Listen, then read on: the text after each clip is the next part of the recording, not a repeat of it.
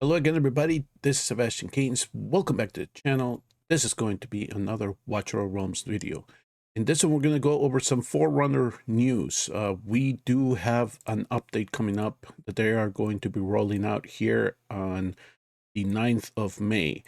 And some of the things that we have to look forward to, it appears that included in this, it's going to be new campaign stages. So those of you that were looking for a little bit more PvE action, you are going to get it.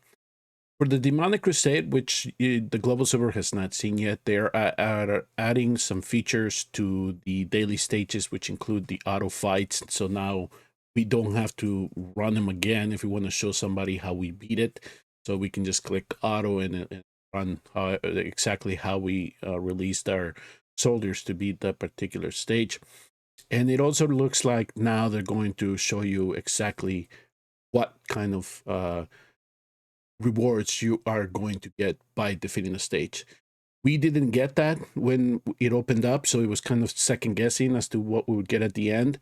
But as we started completing the challenge stages, we started seeing shards for these crystals and diamonds and just regular drops that you would see, especially from things like the guild boss chests. And they optimize notifications, which is fine. So we all know about Dahlia. She is going to be coming out in the servers. Is going to be a new hero that is going to be a limited and exclusive hero. They're going to add a new artifact that we can possibly forge. Exclusive artifact, the Orb of Ruin. With this one, she will gain increased attack by 10, 12, 14, 16, 18, 20% as we level the artifact up. And when it generates a Cursed Blossom, there's a 40% chance to generate either a Mutated Blossom 1 or a Mutated Blossom 2 instead.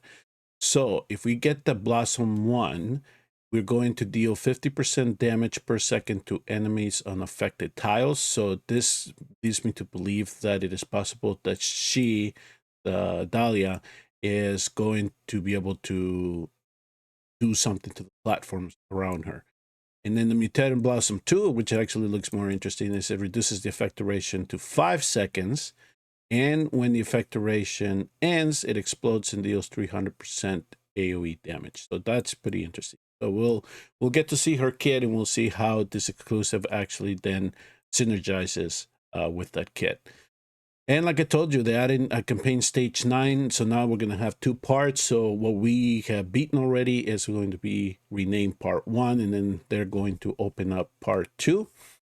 In the Void Rift now, they are going to automatically upload the fastest clearing times that you have done in each particular battle, instead of just saving the very first one. So if you speed it up, it'll save it automatically for you. And if there's a particular setup that you just like using, you can just manually upload it, just as we would any other PvP content. Then I was looking at all this other stuff. Any really key ones here is the battle pass. If you are a purchaser of the battle pass, if you extend after 50 and you start building levels after that, the currency that you'll get back at the end when the season pass ends is gold. They're going to change that to experience. However, they have not told us how much that's going to be. So I hope it's not like 2,000 per level and they actually make it worthwhile. Gear Dungeons is now going to have its own rating system for heroes. We're going to adjust the location of the support button, and not too interesting. They added progress rewards to the Odyssey quest. So apparently there were some, as you completed them, you got some rewards, but they're going to make this a little bit more enticing to do. So that's good. Any type of free rewards is welcome. And of course, they optimized the Odyssey quest, completing experience. So some of the players here in the Forerunner server have pushed to it. So now they're just waiting for the new hero to show up. This is an interesting one. So it's worded poorly because they don't really define where they're going to remove insignia, red crystals, and other common rewards. And they said they enhance the drop rate of some precious items.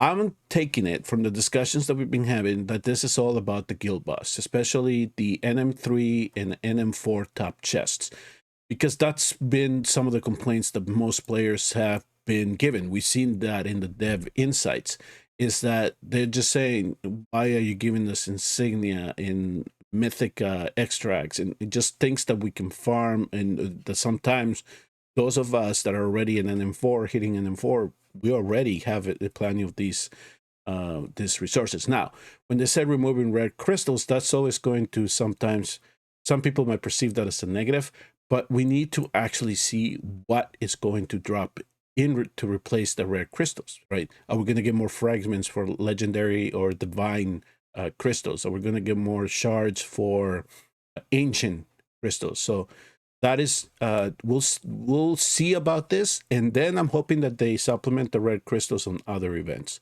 and that then at the end, every 2 weeks or however long you might be saving, you don't see too much of a drastic difference in how many crystals. They said that they fixed an issue where summons receive repeated attributes bonuses in some situations. I was not aware of this, and I don't really know what summons they're specifically speaking about here. Is it summons that have to deal with our artifacts? Is it summons for a particular stage? It's very, again, this is very vague, so we'll see what exactly they mean by this. We'll notice it if it's an artifact thing. Okay, this is the other big one. So there was a warning out there saying don't forge your materials from gear dungeons, because some of the substats were not really matching up to the type of gear that we were forging. They're saying that they're finally fixing Wicked Vengeance. So attack bonus, crit rate, and crit damage are now going to be secondary attributes that should show up a little bit more frequently than what we've been seeing. The one thing that they don't say in here, though, is if we ascend these pieces, are they still going to be immortal sets, or are they changing them to warlords? Find out about that.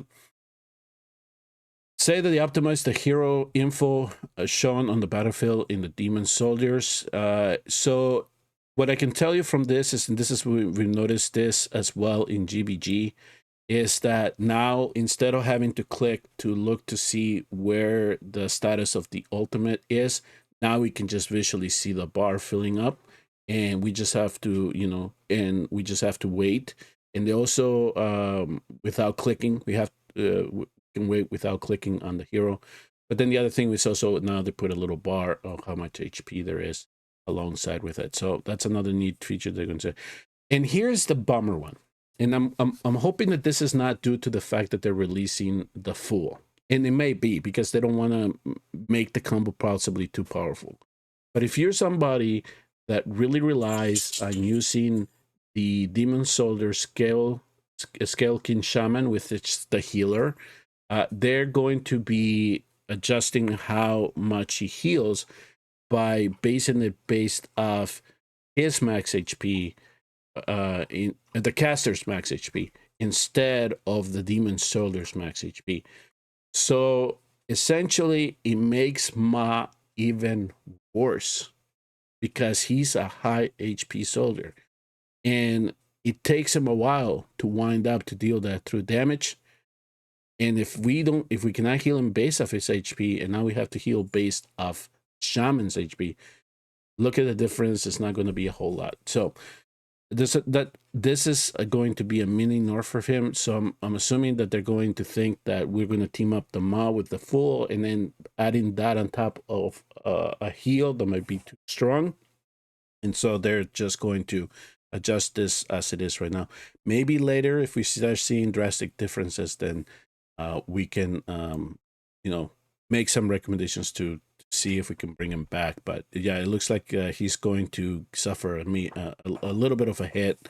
And, they could make him to survive a little bit longer. That would have been hopeful, but it doesn't look like that. So that's some of the things that are coming here in the Forerunner server. And then eventually, I guess they'll get applied to the global server, especially the forging thing. I think that Wicked Vengeance, really, that fix needs to roll out to global just as soon as possible.